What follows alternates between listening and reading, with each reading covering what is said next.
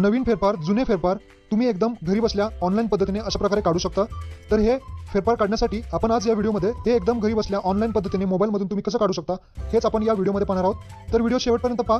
चॅनलवरती नवीन असाल तर चॅनलला सबस्क्राईब करायला विसरू नका। तर चला व्हिडिओ सुरू करूयात। मित्रांनो, पहिली पद्धत म्हणजे नवीन फेरफार कसे काढायचे। तर याच्यामध्ये तुम्हाला सर्वप्रथम 7/12ची जी वेबसाईट आहे आपली, त्या वेबसाईटवरती तुम्हाला यायचं आहे bulek.mahabhumi.gov.in। ही वेबसाईट सर्वांना माहितीच असेल। वेबसाईट माहित नसेल तर लिंक डिस्क्रिप्शनमध्ये येतो।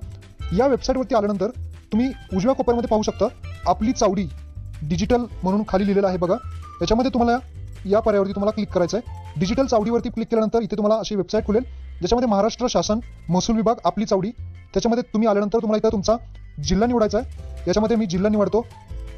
जिल्हा निवडल्यानंतर तुम्हाला त्यानंतर तालुका निवडायचा आहे। तुमचा जो तालुका असेल तो तालुका निवडा।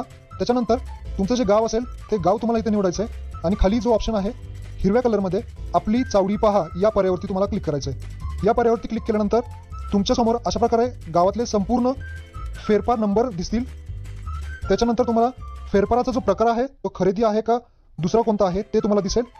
तिसऱ्या कॉलममध्ये फेरफारांचा दिनांक दिसेल ज्याच्यामध्ये हे नवीन दिनांक आहेत, म्हणजेच नवीन फेरफार जे आहेत ते दिसतील।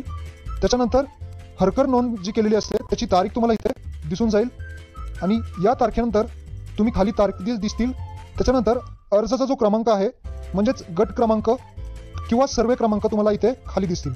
गट नंबर हे तुम्हाला दिसल्यानंतर समोर एक निळ्या कलरमध्ये पहा हा ऑप्शन दिसेल। या पहा ऑप्शनवरती क्लिक केल्यानंतर तुमचा जो नवीन फेरफार जो आहे हा तुम्हाला इथे भेटून जाईल। नवीन फेरफार हा तुम्ही एकदम व्यवस्थित पद्धतीने अशा पद्धतीने काढू शकता।